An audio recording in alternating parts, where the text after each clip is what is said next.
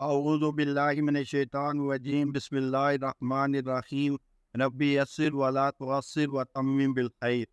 آج میں جس موضوع پر بات کروں گا وہ ہے دعا میں ناپسندیدہ امور۔ دعا میں چند باتیں ایسی ہیں اللہ تعالیٰ کے ادب کا تقاضا ہے کہ ان سے اعتراض کیا جائے تاکہ دعا اللہ تعالیٰ کے ہاں زیادہ مقبولیت پا سکے۔ ان میں سے بعض جو ہے درج ذیل ہیں۔ نمبر 1 ہے کہ تکلف کے ساتھ کلام کرنا۔ صحیح بخاری میں ہے کہ حضرت اکرمہ رضی اللہ تعالیٰ عنہ حضرت ابن عباس رضی اللہ عنہ سے بیان کرتے ہیں، انہوں نے فرمایا کہ لوگوں کو ہر جمعہ ایک مرتبہ واعظ کیا کرو، اگر اس سے زیادہ کرنا ہو تو 2 مرتبہ، اور اس سے بھی زیادہ کی ضرورت ہو تو 3 مرتبہ، یعنی ایک ہفتے میں قرآن سنا کر لوگوں کو تھکانا۔ جب تو لوگوں کے پاس جائے اور وہ اپنی باتوں میں مشغول ہوں تو ان کی بات قطع کر کے واعظ کرنے کی بجائے خاموش رہے۔ وہ جب کہیں اور واعظ کا شوق رکھیں تو واعظ کر، لیکن دعا میں سجا و مکفہ کلام پرتکلف بالفاظ سے اجتناب کر، کیونکہ میں نے اللہ کے رسول صلی اللہ علیہ وسلم اور آپ کے صحابہ کو دیکھا وہ اس سے بچتے تھے۔ دعا میں پرتکلف بالفاظ خشوع و خضوع کے منافی ہیں، اسی لیے اس سے منع کیا گیا ہے۔ اگر بلا تکلف اس قسم کے الفاظ زبان پر آ جائیں تو کوئی حرج نہیں۔ پھر ہے دعا میں حد سے تجاوز کرنا، کہ دعا کرنے والا جو کہ مالک الملک اور رب العالمین سے مخاطب ہوتا ہے، اس سے اسے جملہ آداب کا خیال رکھنا چاہیے، اور چاہیے کہ ایک ایک لفظ کا اہتمام کرے اور خوب سوچ سمجھ کر الفاظ ادا کرے، ایسا نہ ہو کہ بعد میں اسے ندامت و پریشانی کا سامنا ہو۔ دعا میں حد سے تجاوز یوں ہوتا ہے کہ انسان ایسی چیز اللہ سے طلب کرے جو اللہ تعالیٰ نے دنیا کی زندگی میں منع اور حرام کر رکھی ہے۔ مثلاً اصحاب موسیٰ علیہ السلام نے ان سے یہ مطالبہ کیا تھا کہ ہمیں اللہ دکھائیے۔ ان کی غلطی کے سبب بجلی کی کڑک نے ان کو آ لیا۔ سورہ نساء کی آیت 153 ہے، فَقَالُوا أَرِنَا اللَّهَ جَهْرَةً فَأَخَذَتْهُمُ الصَّاعِقَةُ بِظُلْمِهِمْ۔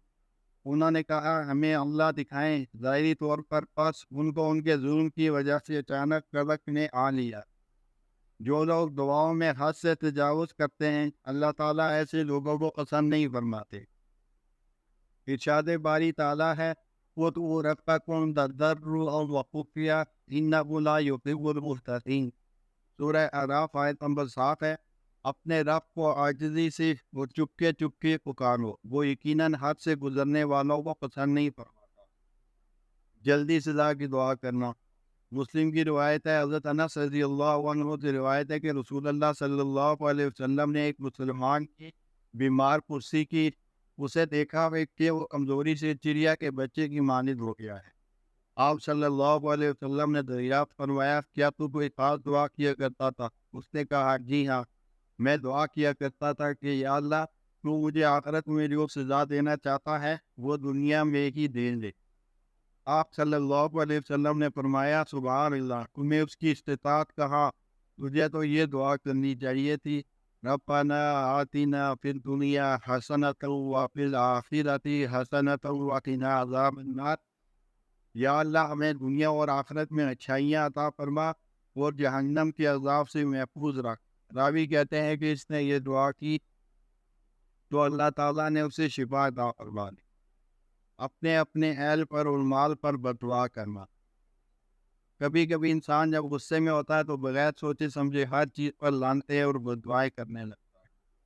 یہ بات اچھی نہیں، اس سے اللہ کے نبی صلی اللہ علیہ وسلم نے منع فرمایا۔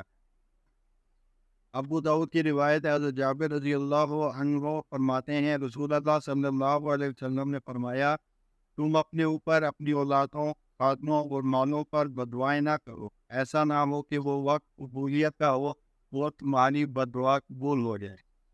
امام صرف اپنے لیے دعا نہ کرے۔ ترمذی اور مسند احمد میں حضرت صبان رضی اللہ عنہ صلی اللہ علیہ وسلم سے روایت کرتے ہیں، آپ نے فرمایا، انسان کے لیے دوسرے گھروں میں بلا اجازت دیکھنا حلال نہیں، جب دیکھ لیا تو گویا اندر داخل ہو گیا۔ اور نہ ہی کوئی شخص لوگوں کی امامت کراتے ہوئے لوگوں کو چھوڑ کر صرف اپنے لیے دعا کرے۔ اگر اس نے ایسا کیا تو گویا اس نے اپنے مقتدیوں کی خیانت کی۔ نیز پیشاب یا پخانہ روکے ہوئے نماز کے لیے کھڑا نہ ہو۔ یہ بات ذوق، انصاف اور اخلاق کی منافی ہے کہ امام صرف اپنے لیے دعا اور مقتدیوں کے لیے نہ کرے۔ رحمت کو محدود کرنا۔ صحیح بخاری میں حضرت ابو ہریرہ رضی اللہ عنہ سے روایت ہے کہ ہم رسول اللہ صلی اللہ علیہ وسلم کے ساتھ نماز میں کھڑے ہوئے تو نماز میں ایک اعرابی نے یوں دعا کی، یا اللہ مجھ پر اور محمد صلی اللہ علیہ وسلم پر رحم فرما اور ہمارے ساتھ کسی پر رحم نہ کر۔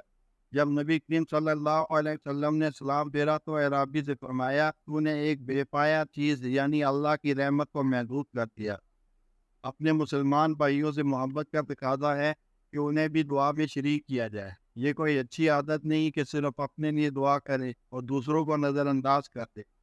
ویسے بھی اللہ تعالیٰ کی رحمت بڑی وسیع ہے۔ ارشاد باری تعالیٰ ہے، رحمتی وسعت کل شیء، سورہ اعراف آیت نمبر 156۔ میری رحمت ہر چیز پر وسیع ہے۔ موت کی تمنا کرنا۔ بخاری کی روایت ہے، حضرت قیس رضی اللہ عنہ سے روایت ہے کہ میں خباب رضی اللہ عنہ کے پاس گیا تو وہ 60 مرتبہ داغ لگوا چکے تھے۔ کہنے لگے، اگر ہمیں اللہ کے رسول صلی اللہ علیہ وسلم نے موت کی دعا سے روکا نہ ہوتا تو میں موت کی دعا کر لیتا۔ گناہ کی دعا کرنا اور قبولیت کے لیے جلدی کرنا۔